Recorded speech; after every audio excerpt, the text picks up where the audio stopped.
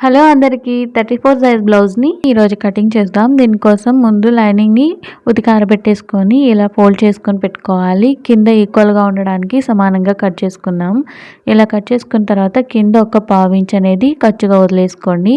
నాకు ఈ బ్లౌజ్కి కొంచెం హైట్ పెంచమన్నారని ఒక హాఫ్ ఇంచ్ అనేది కింద మార్క్ చేసుకున్నాను. ఇక్కడ నుంచి బ్లౌజ్కి షోల్డర్ దగ్గర నుంచి ఇలా ఫోల్డ్ చేసుకొని హైట్ కోసం ఇలా డాట్ దగ్గరికి ఇలా బ్యాక్ పార్ట్ని ఇలా పట్టుకోవాలండి. ఇలా పట్టుకొని హైట్ అనేది మార్క్ చేసుకోవాలి. పైన ఖర్చు కోసం ఒక హాఫ్ ఇంచ్ అనేది మార్క్ చేసుకోవాలి. ఇలా మార్క్ చేసుకున్న తర్వాత మొత్తం లెంత్ అనేది ఎంత వచ్చింది కొలుచుకోవాలి. నాకు 14.5 వచ్చింది. సేమ్ అదే ఇంకొక సైడ్ కూడా 14.5కి మార్క్ చేసుకోవాలి. ఇలా మార్క్ చేసుకోవడం వల్ల మనకి ఈక్వల్గా వస్తుందన్నమాట.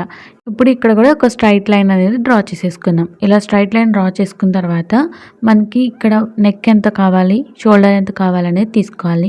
నెక్ షోల్డర్ కలిపి నేను 5.5 తీసుకున్నాను.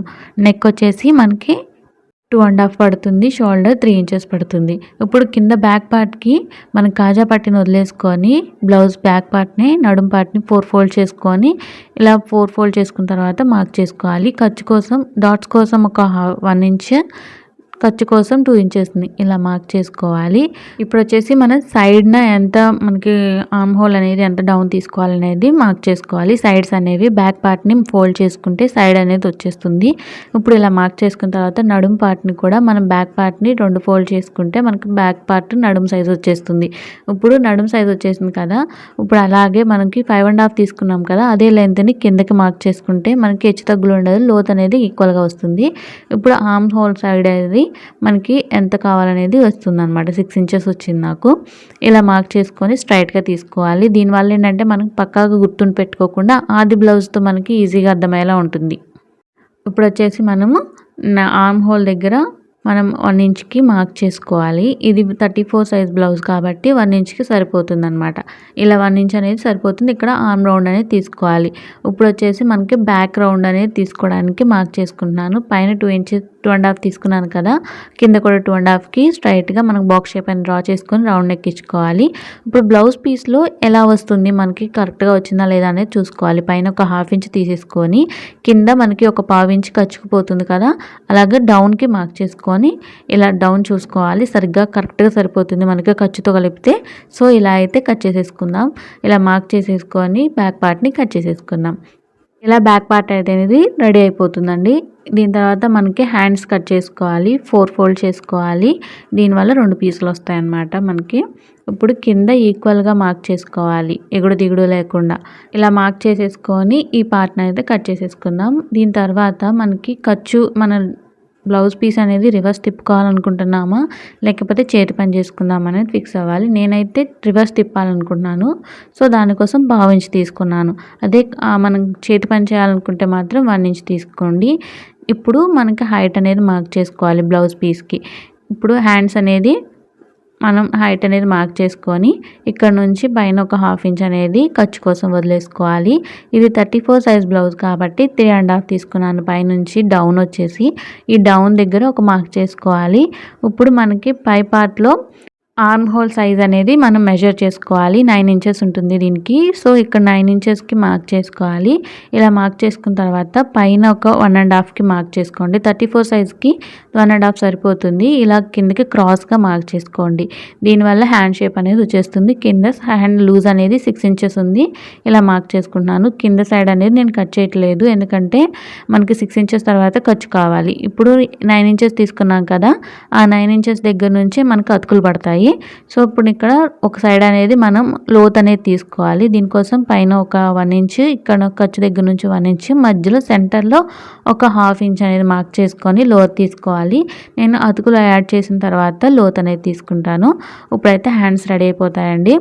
హ్యాండ్స్ జాయింట్స్ కూడా మనం 4 పీసులు వస్తాయి, అవి కూడా స్ట్రైట్ పీసులు తీసుకోవాలి. ఇప్పుడు బ్యాక్ పార్ట్ నుంచి మనం ఫ్రంట్ పార్ట్ని మనం కట్ చేసుకోవాలి. దానికోసం ఫ్రంట్ పార్ట్లో హుక్స్ పట్టీని మెయిన్ డాట్ దగ్గరికి స్ట్రైట్గా పట్టుకొని లాక్కుండా ఇలా బ్యాక్ పార్ట్ దగ్గర మార్క్ చేసుకోవాలి. ఖర్చుతో సహా మార్క్ చేసుకోవాలండి. ఒక హాఫ్ ఇంచ్ అనేది ఇలా మార్క్ చేసుకొని ఫోల్డ్ చేసుకోవాలి. ఇప్పుడు మిగిలిన పీస్లో క్రాస్ సైడ్ ఎటువైపు ఉందో అనేది అటువైపు మనం ఈ బ్యాక్ పార్ట్ అనేది పెట్టుకోవాలన్నమాట. క్రాస్ పీస్ బ్లౌజ్ కాబట్టి క్రాస్ సైడ్ పెట్టుకోవాలి. ఫ్రంట్ నెక్ ముందు డ్రా చేసేటప్పుడు ముందే మనం నెక్ అనేది కొలుచుకోవాలండి. మ్యాక్సిమం 6.5 నుంచి 7 మధ్యలో ఉంటుంది. ఈ సైజు వాళ్ళకి 6.5 ఉంది. నేను అక్కడికి మార్క్ చేసుకొని హైట్ సరిగ్గా చూసుకొని బ్లౌజ్ పీస్ అనేది అంటే ఫ్రంట్ పార్ట్ని మనం ప్లేస్ చేసుకోవాలి. స్కేల్తో మొత్తం కూడా స్ట్రైట్గా ఉండే సైడ్ మొత్తానికి కూడా ఒకసారి స్కేల్తో మార్కింగ్ చేసుకోవాలి. రౌండ్స్ ఉంటాయి కదా ఫ్రంట్ పార్ట్ మనకి ఆర్మ్ హోల్ దగ్గర, అక్కడ మనం నార్మల్గా చేత్తో డ్రా చేసుకోవాలి. స్కేల్తో అయితే ఈజీగా ఉంటుందని చెప్తున్నాను. ఇప్పుడు ఫ్రంట్ పార్ట్కి మనకి ఎంత కావాలనేది మార్క్ చేసుకుందాం. దీనికంటే ముందు ఆర్మ్ రౌండ్ మార్క్ చేసుకొని, అలాగే మనకి ఖర్చులు ఇక్కడ 2 ఇంచెస్ మార్క్ చేసుకున్నాం కదా, అక్కడికి ఇక్కడే ఒక మధ్యలోంచి ఇలా రౌండ్ అనేది తీసుకొని ఒక 1/2 ఇంచ్కి లోత్ అనేది తీసుకోవాలి ఫ్రంట్ పార్ట్కి. ఇప్పుడు మనకి డౌన్ తీసుకోవాలి కదా, 6 ఇంచెస్ తీసుకున్నాను. ఖర్చు ఒక 1/2 ఇంచ్తో సహా 6.5 తీసుకున్నాను. ఇప్పుడు మనకి ఇక్కడ కూడా రౌండ్ షేప్ ఇచ్చేసుకోవాలి ఫ్రంట్ పార్ట్ నెక్కి. సో ఇక్కడ ఒక 1/2 ఇంచ్ తీసేసుకొని ఇక్కడ రౌండ్ నెక్ అనేది డ్రా చేసేసుకుందాం. ఇప్పుడు డౌన్కి వచ్చేసి మనకి షేప్ బెల్ట్ దగ్గర ఎంత తీసుకోవాలనేది చూద్దాం. ముందు బ్లౌజ్ పీస్లో ఉక్స్ పట్టీ దగ్గర తీసుకొని అసలు ఎందుకు మార్క్ చేసుకోవాలి షేప్ బెల్ట్ వరకు. ఇక్కడ నుంచి 2.5 ఇంచులు ఒక 1/2 ఇంచ్ అంటే ఒక 1 ఇంచ్ వరకు మార్క్ చేసుకోవాలి.